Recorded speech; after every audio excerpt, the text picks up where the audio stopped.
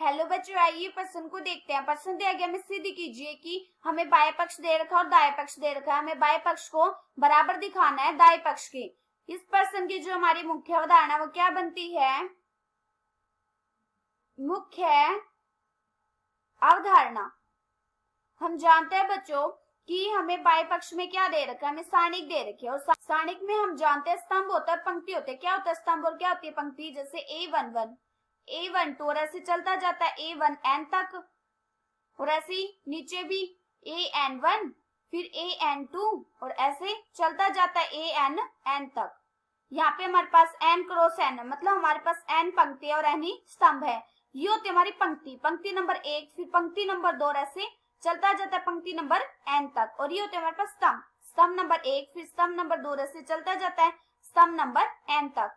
अब ये देखो हमें क्या दे रखा है सारणिक में, हमें बाएं पक्ष में दे रखा है a की घात 2 और यहाँ पे BC फिर इसके बाद AC प्लस के C की घात 2, और दूसरे पंक्ति में हमें दे रखा है a की घात 2 प्लस के AB फिर दे रखा है B की घात 2 और इसके बाद AC, और तीसरी पंक्ति में हमें दे रखा है AB और इसके बाद B की घात 2 प्लस के BC और फिर C की घात 2।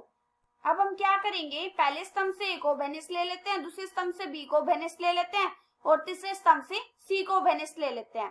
तो यहाँ पे क्या आ जाएगा ABC और अंदर क्या आ जाएगा, पहली पंक्ति पहले स्तंभ से हमने क्या लिया A को बेनिस, तो अंदर आ जाएगा A फिर इसके बाद A तो एक चला गया मतलब A प्लस की B और इसके बाद B, और दूसरे स्तंभ से हमने क्या बेनिस लिया है B, तो अंदर आ जाएगा C और इसके बाद B और फिर B प्लस के C, और तीसरे स्तंभ से हमने क्या बेनिस लिया है C, तो अंदर आ जाएगा A प्लस के C फिर A और C। अब हम क्या करेंगे, अब हम C1 को बदलेंगे, मतलब हम स्तंभ नंबर 1 को बदलेंगे। उसमें हम क्या करेंगे, स्तंभ नंबर 1 में हम स्तंभ नंबर 1 को और स्तंभ नंबर 2 को आपस में ऐड कर देंगे और माइनस कर देंगे स्तंभ नंबर 3 को। तो यहाँ से कितना आ जाएगा, ऐसा करने पर यहाँ से बाहर तो ABC रहेगा और अंदर आ जाएगा, ऐसा करने पर मतलब स्तंभ नंबर 1 में बदल जाएगा। अभी देखो यहाँ पे करेंगे तो A से A कट जाएगा और C से C कट जाएगा, क्योंकि यहाँ पे A प्लस में C है ना, तो यहाँ पे क्या आ जाएगा 0। और इसके बाद कितना आ जाएगा, इसके बाद आ जाएगा ये देखो A है, A से A कट जाएगा और A और B क्या हो जाएगा 2B, यहाँ पे आ जाएगा 2B। और तीसरे में क्या आ जाएगा, अभी देखो C से C कट जाएगा, नीचे कितना आ जाएगा 2B। यहाँ पे तो ऐसे ही रहेगा दूसरे स्तंभ में और तीसरे स्तंभ में C B और B प्लस C, और तीसरे स्तंभ में A प्लस में C फिर A और C। अब हम क्या करेंगे, पहले स्तंभ से हम 2B को बेनिस ले लेते हैं। तो पहले स्तंभ से जब हम 2B को बेनिस लेंगे तो अंदर कितना आ जाएगा, अंदर आ जाएगा 1 1 मतलब 0 1 1, और ये ऐसे ही रहेगा C B और B प्लस में C और इसके बाद A प्लस में C फिर A और C। अब हम क्या करेंगे, अब हम बदलेंगे R2 को, मतलब हम पंक्ति नंबर 2 को बदलेंगे। क्या करेंगे पंक्ति नंबर 2 में, पंक्ति नंबर 2 में हम माइनस कर देंगे पंक्ति नंबर 3 से। तो ऐसा करने पर यहाँ पे कितना आ जाएगा, ऐसा करने पर बार तो यही था 2 गुणा में A B की घात 2 और C, यहाँ से आ जाएगा 0 फिर यहाँ पे C और यहाँ पे A प्लस में C।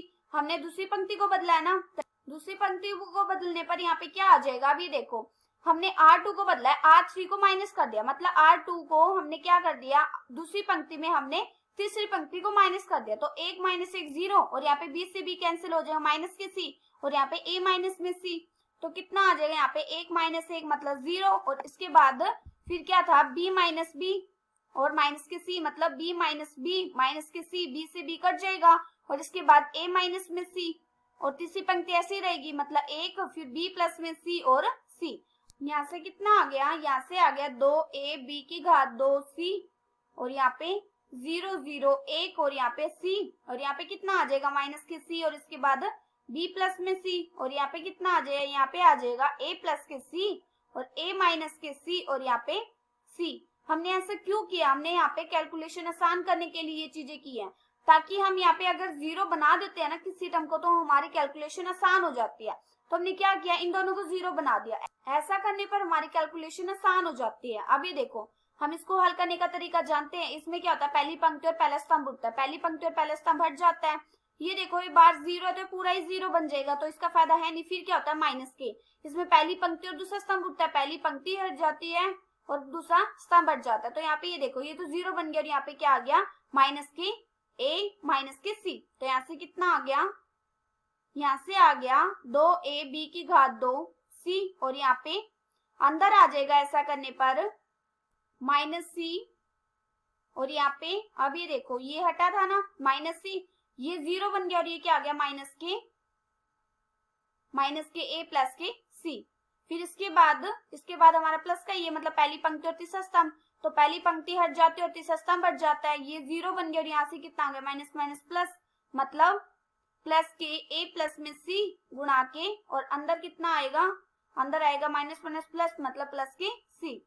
जब हम इसको हल करेंगे तो कितना आ जाएगा 2ab की घात 2c और यहाँ से कितना आ गया माइनस माइनस प्लस मतलब ac। और इसके बाद ये देखो प्लस माइनस माइनस माइनस के c की घात 2 फिर प्लस के ac और इसके बाद प्लस की c की घात 2। अब ये देखो c की घात 2 से c की घात 2 कटी, यहाँ से कितना आ गया, यहाँ से आ गया 2 गुणा के a b की घात 2c और अंदर 2 गुणा के ac। इन दोनों के आपस में गुणा करने के बाद यहाँ से आ गया 4 गुणा के a की घात 2 b की घात 2 और c की घात 2। ये हमारे क्या आ गया दायां पक्ष। हमें बाएं पक्ष को दाएं पक्ष के बराबर दिखाना था और हमने सिद्ध कर दिया। आशा करती हूँ कि बच्चों आप सबको समझ आया होगा। धन्यवाद।